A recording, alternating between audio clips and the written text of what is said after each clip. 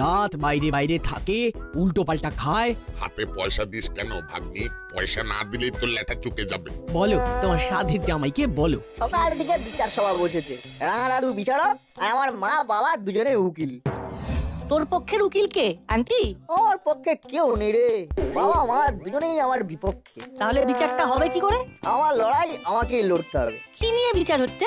কাল রাতে আমার জন্য যা রান্না হয়েছিল সেটা দেখে আমি আর স্থির থাকতে পারিনি রে। রান্না দেখে বমি করার অ্যাক্টিং করেছিলাম, আর খাবো না বলে বলেছিলাম পেট কন্ট্রোল করছে। কেন, কি রান্না হয়েছিল? পেঁপে সেদ্ধ, কাঁচকলা সেদ্ধ আর আলু সেদ্ধ, আর সব সবজি দিয়ে নুন ছাড়া তেল ছাড়া স্যুপ। এই খেয়ে কারো পেট ব্যথা হতে পারে? তবেই বোঝ। শোন, খাওয়া দাওয়ার ব্যাপারে একদম কম্প্রোমাইজ নয়। সকালে খালি পেটে থানকুনি পাতার রস, এটাই এখন চলবে। ঠিক আছে রাঙা মামা, আর আমাদের জন্য কি আনবো? বাজারে ভালো ইলিশ মাছ উঠেছে, বেশ বড় দেখে ইলিশ নিয়ে এসো কেমন? আজ মামার জন্য ইলিশের নানান পদ বানাবো। তা কি কি বানাবি ভাগ্নি? ইলিশ ভাপা, ইলিশ মাছের পাতুরি, ইলিশ মাছের ভর্তা। ইলিশ মাছের ভর্তাটা তো বল্টুর মাই আমাকে শিখিয়েছে। তাহলে এক কাজ করো না, বল্টুর মাকে ডেকে নাও। আমি বরং বল্টুর মাকে ফোন করে নেমন্তন্নটা করেই ফেলি। জানি না আজ আমার ভাগ্যে কি আছে। তোর কথা শুনে আমার খুব কষ্ট হচ্ছে রে, কি করি বলতো? কি আর করবি, আমার কপালটাই খারাপ। দেখবি এইসব খেতে খেতে একদিন ভালো মন্দ খাওয়ার ইচ্ছেটাই চলে যাবে। এই না, আন্টি ফোন করছেন, বোধহয় মাকে চাইছেন। আমি তোর ফোনটা কাটলাম। হ্যাঁ আন্টি বলুন। হ্যালো, মাকে দে বল্টু। দাঁড়ান আন্টি, মাকে ডাকছি। মা, তোমাকে আন্টি ফোন করেছেন। যাচ্ছি।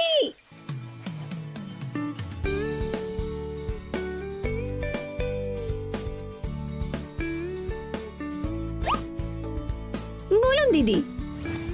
বলছিলাম দাদা অফিসে বেরিয়ে গেছেন তো? হ্যাঁ অনেকক্ষণ। কেন গো দিদি? তাহলে চলে আসুন, আজ দুপুরে আমার বাড়িতে আমরা একসঙ্গে খাবো। রাঙা মামা আপনার কথা বললে। তাই নাকি? ঠিক আছে ঠিক আছে। নাটের বাবাকে বলে দিয়েছি একটা বড় সাইজের ইলিশ মাছ আনতে। আজ শুধু ইলিশের পদ। ইলিশ মাছ? তাহলে একসঙ্গে রান্না করা যাবে, কিন্তু বল্টুর কি হবে? কেন, আমার আবার কি হবে? আমিও নাটের বাড়িতে যাব, ইলিশ মাছ ভাজা খাবো। আরে নাট আর বল্টুর জন্য তো আলাদা রান্না হবে। ও আচ্ছা আচ্ছা, ওরা তো পেট রোগা, ওদের ইলিশ মাছ না খাওয়াই ভালো। কি জ্বালা রে বাবা, আমাদের ভাগ্যে ইলিশ মাছ নেই। চলে আসুন এক্ষুনি। কি রে বাবা, মা এতক্ষণ ধরে কি এত কথা বলছি? ঠিক আছে রাখলাম। আচ্ছা আচ্ছা, আমরা অপেক্ষা করছি কেমন? রাখছি। এই তো বল্টু ফোন করেছে। বল বল্টু। জানিস তো, তোদের বাড়িতে আজ ইলিশ মাছ হচ্ছে। সত্যি বলছিস? কতদিন খাইনি। আচ্ছা একটা কথা, আমাদের বাড়িতে ইলিশ মাছ হচ্ছে, এটা কি মা আন্টিকে ফোন করে জানিয়েছে? হ্যাঁ, মায়ের তো তোদের বাড়িতে নেমন্তন্ন। আর তোর? আমারও নেমন্তন্ন, কিন্তু আমাদের ভাগ্যে ইলিশ মাছ নেই। সে কি, কেন? আমরা পেট রোগা, আমাদের পেটে নাকি ইলিশ মাছ সহ্য হবে না, ভাবতে পারিস? বল্টু বাইরে বেরো, আমরা আমাদের মতন একটু আলোচনা করব। ঠিক আছে, বেরোচ্ছি। কি আর সহ্য করা যাচ্ছে না। সত্যি এ আর সহ্য হচ্ছে না। এর থেকে বাঁচার উপায় আমাদের ভাবতে হবে। আদৌ বাঁচতে পারবো? বাঁচতে হবে, মাথা লাগা কিভাবে বাঁচবো। হাতে পয়সা নেই, হরিদার দোকানে গিয়ে যে কিছু খাবো তারও উপায় নেই। আমারও এক অবস্থা, পকেট খালি, হাত খরচ একদম নেই। একটা কিছু ভেবে বের করতে হবে। বল্টু ভাব। আরে ভাবতে গেলে তো মাথায় রসদ দিতে হয়, বুদ্ধির গোড়ায় তেল, সে তেলটাই তো দিতে পারছি না। হরিদার দোকানে চারটে কচুরি খেলেই মাথায় কিন্তু আইডিয়া চলে আসবে। চল দেখি হরিদার দোকানে যাবো, চল চল। কিন্তু পকেটে তো একটাও পয়সা নেই। চল না, হরিদাকে বুঝিয়ে বলি। হরিদা খুব ভালো মানুষ, আমরা তো আর বিনা পয়সায় খাবো না, হারে খাবো। হাতে পয়সা এসে গেলেই হরিদাকে কচুরির দাম দিয়ে দেবো। সেটা ঠিক বলেছিস, চল তাহলে তাড়াতাড়ি চল।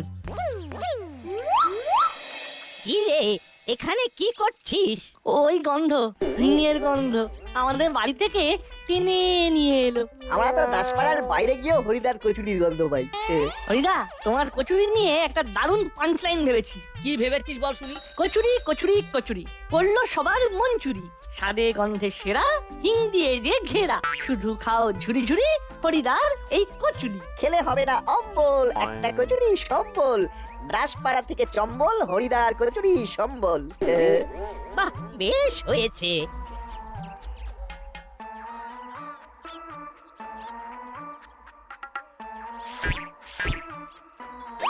চললাম রে নারগোলটু, তবে তোদের ছড়া কিন্তু জব্বর হয়েছে।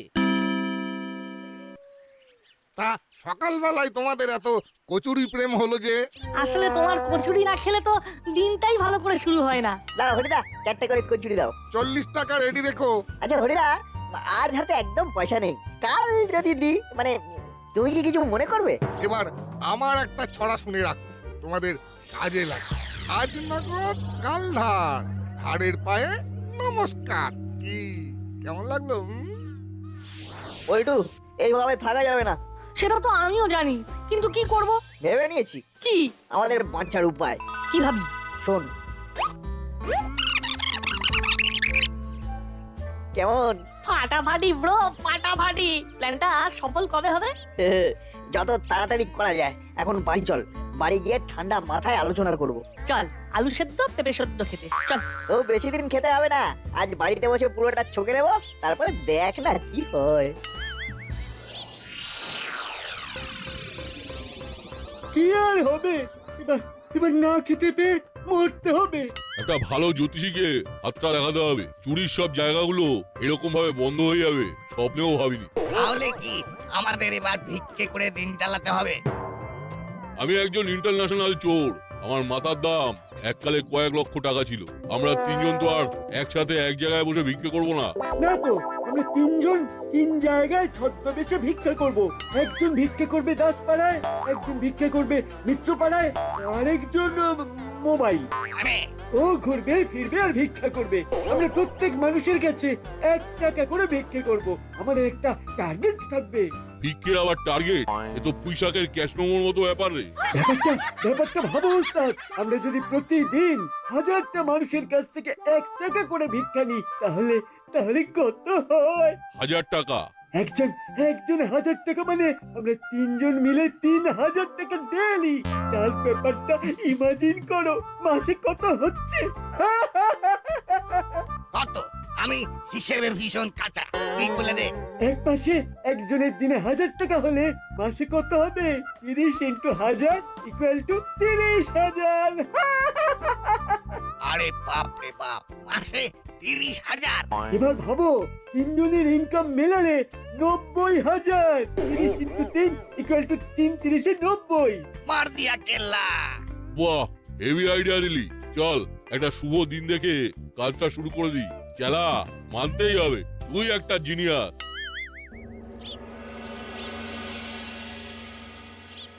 ইলিশ মাছের গন্ধ এখনো নাকে লেগে আছে। নাকে ইলিশ মাছের গন্ধ আর মুখে থানকুনি পাতার তেতো স্বাদ। নাকে ইলিশ মাছের গন্ধ আর মুখে আলু সেদ্ধ, পেঁপে সেদ্ধ, ঢেঁড়স সেদ্ধ, গন্ধ শুকিয়ে আর খাচ্ছি। অনেক হয়েছে, এইবার ব্যাপারটা নিয়ে সিরিয়াসলি ভাবতে হবে। আমাদের তো ভাবা হয়ে গেছে, লোকে তো দাঁত থাকতে দাঁতের মর্যাদা বোঝে না। আমরা যখন থাকবো না, তখন দেখবি সবাই কাঁদবে। হ্যাঁ, কাঁদবে কি হাসবে কি করে বুঝবো? আমরা তো আর দেখতে আসবো না, আমরা তখন কত দূরে। অনেক দূর। আচ্ছা, কাজটা করবে কি? এটাও ভেবে নিয়েছি, চল দেখা করে আসি। কোথায়? মাছটা দারুণ ভালো ছিল, তাই না রাঙা মামা? সত্যি খুব ভালো ছিল, আর রান্নাটাও খুব ভালো হয়েছে, বিশেষ করে ওই ইলিশের ভর্তাটা। আহ, ওটা তো দিদি করেছে। আমি তো আর একা করিনি, আপনিও তো আমার সঙ্গে হাত লাগিয়েছেন। এটা আমাদের যৌথ প্রচেষ্টা। এই বলছি, অনেকক্ষণ তো হলো, নাট বল্টু কোথায় গেল? ওরা তো একটু বেরিয়েছে, ঠিক সময় চলে আসবে।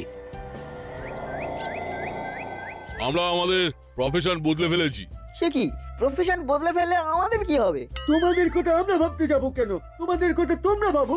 তাই তো ভাবছি, আমরা ভেবেই তো তোমাদের কাছে সাহায্য চাইতে এলাম। ঝুঁকি কম, হেভি লাভ। আমাদের এখনকার প্রফেশনে কোনো ঝুঁকি নেই, একেবারে বিন্দাস কাজ হবে। এই মহিলাল কাকা, আমাদের মনটাকে ভেঙে দেবে। আমরা কত আশা নিয়ে তোমাদের কাছে এসেছি, কাজটা করে দাও না প্লিজ। আমাদের কাজটা করে তোমরা প্রফেশন পাল্টাও। তোমাদের কাজে আমাদের কি লাভ হবে? কোনো লাভ নেই। কি বলছো তুমি? আমরা তোমাদের যেভাবে বলছি সেভাবে চলো, তাহলে দেখবে তোমরা কত লাভ করবে। হ্যাঁ, বলো আমাদের কি করতে হবে? শোনো,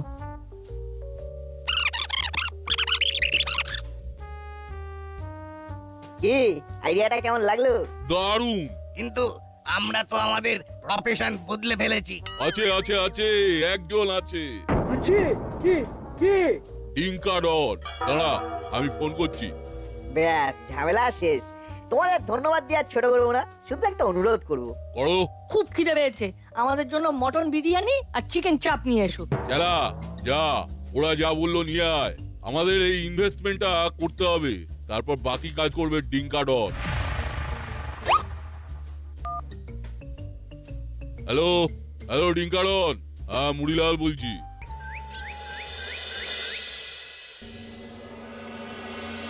হ্যাঁ, খুব খুশি হয়েছি গুপি, খুব খুশি হয়েছি। তোমার দাপটে মুড়িলালরা ক্রাইম বন্ধ করে দিয়েছে। এটা একটা breaking news. Thank you sir, thank you. আমি সব সময় চেষ্টা করে চলেছি কি করে দাসপাড়াকে সুরক্ষিত রাখা যায়। তা মুড়িলাল, চেলা আর কাকাতুয়া এখন কি করছে? রোজ একবার করে থানায় আসছে, আমার সাথে কথা বলে চলে যাচ্ছে।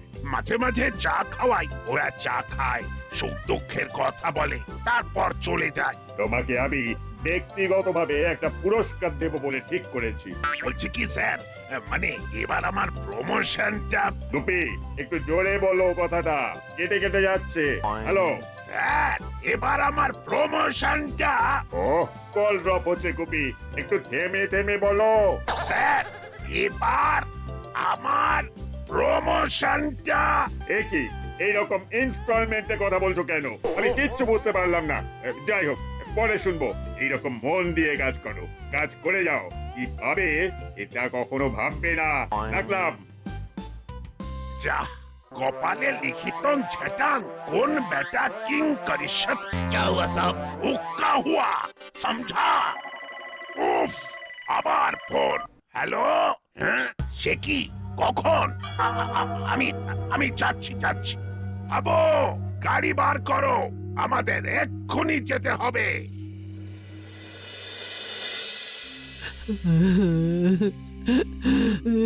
কোথা থেকে কি হয়ে গেল বলুন তো দিদি?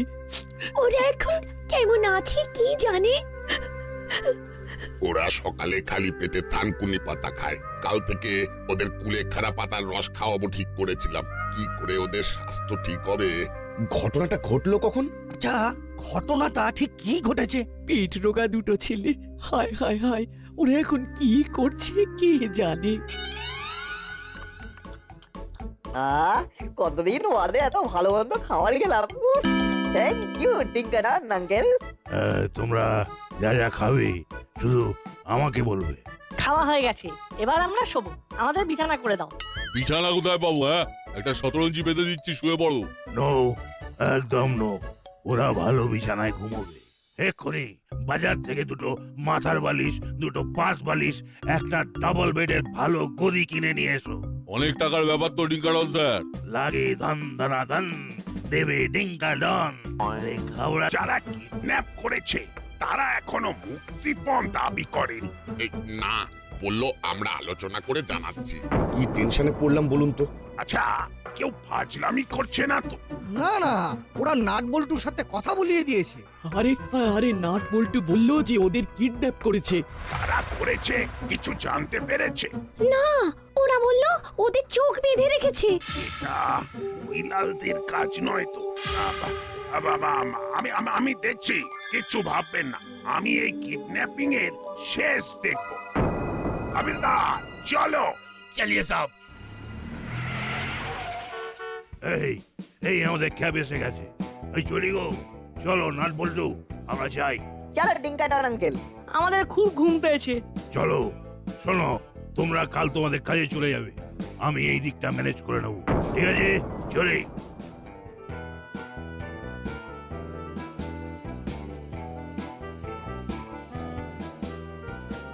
দেখলি ব্যাপারটা কি সুন্দর ম্যানেজ হয়ে গেল। কিডন্যাপটা ডিঙ্কাডন দেখবে আর আমরা আমাদের কাজ করব, দুটোই সমানভাবে চলবে।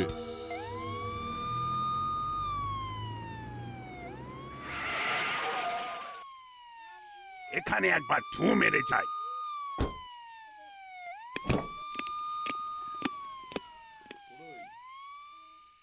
হাই মুড়িলাল, আছিস তো? ওরে বাবা, আর একটু আগে এসে গেলেই তো কেস একেবারে পুরো কেচে যেত। আসুন বড়বাবু, আমরা সবাই ঘরে আছি। চেলা, নাট বল্টু খাবারের প্যাকেটগুলো সরিয়ে ফেল।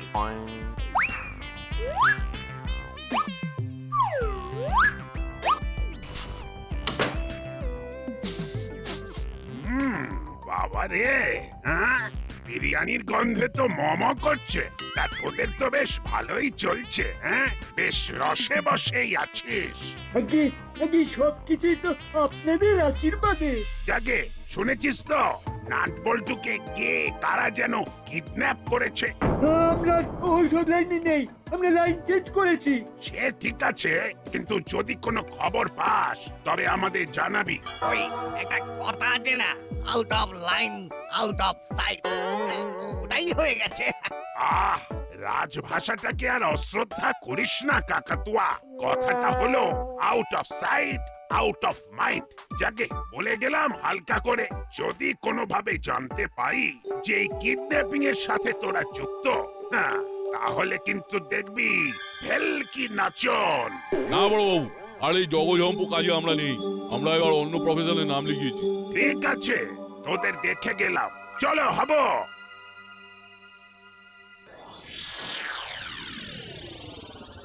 বিচ্ছু দুটো ঘুমিয়েছে। এইবার ওদের বাবার সাথে মুক্তিপণ নিয়ে কথা বলি।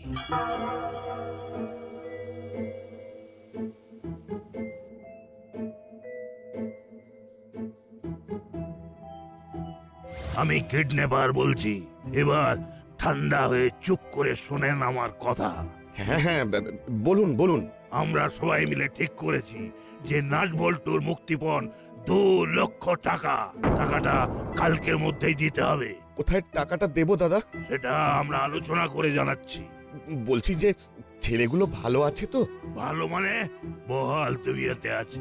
একটু আগে বিরিয়ানি আর চিকেন চাপ খেয়েছে, এখন দুজনে মৌজে ঘুমোচ্ছে। শুনুন, পুলিশকে কিছু জানাবেন না কিন্তু। না না, কিচ্ছু জানাবো না, কিচ্ছু জানাবো না।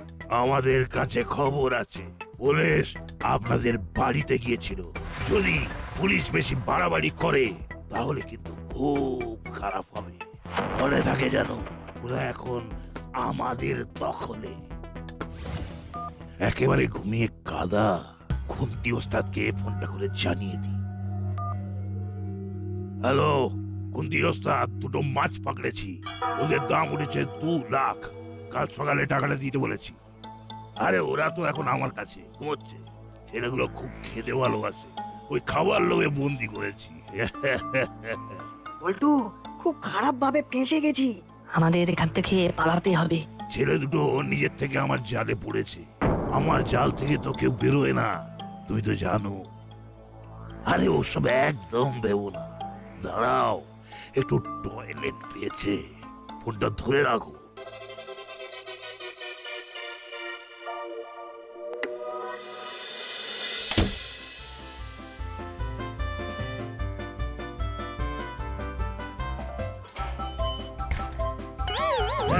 এই ভালো হবে না বলে দিচ্ছি, কিন্তু বলে দাও। ডিঙ্কাটন আঙ্কেল, এবার আমাদের খেলাটা দেখো। এবার তুমি আমাদের জালে পড়েছো, এটা বেরোতে পারবে না। ভালো ভালো হবে না বলে দিচ্ছি, কিন্তু বলো, খুলে দাও। এবার বাড়িতে একটা ফোন করতে হবে, আর বড় বাবুকে। চল হোটেলের ম্যানেজারকে সব জানাই।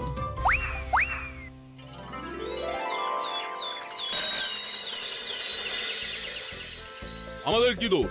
আমরা তো এই কিডন্যাপে নেই। নেই মানে? তোরা হলে খুব বদমাইশ। তোদের কথা ছাড়া এই লোকটা কি আসতো? আমাদের তো অবস্থা খারাপ হয়ে গেছিল। ওদের মায়েদের অবস্থা দেখে চমুড়িলাল, ওদের ছেলে মানুষই দেখে আমাদের ফোন করা উচিত ছিল। আচ্ছা নাট বল্টু, তোদের মাথায় এটা এলো কি করে? আমরা আর সেদ্ধ খেতে পাচ্ছিলাম না, কিন্তু আমরা ভুল করেছি। এরকম ভুল আর করবো না। তবে তোদের এই ভুলের ফলে একটা বড় কিডন্যাপারকে ধরতে পেরেছি। দোষ যেমন করেছে ঠিক তেমন ভাবেই বুদ্ধি করে সমস্যার সমাধানও করেছে। এইসব বোকা লোকেদের জন্য আমি ধরা পড়লাম। এই 2 ভাগ্নিকেই বলছি, নাট বল্টু ফিরে আসার জন্য একটা জমিয়ে খাওয়া দাওয়া হবে। হ্যাঁ, দাসপাড়ার সবাইকে নিয়ে। সব ইলিশের পদ, ইলিশের খরচ আমার।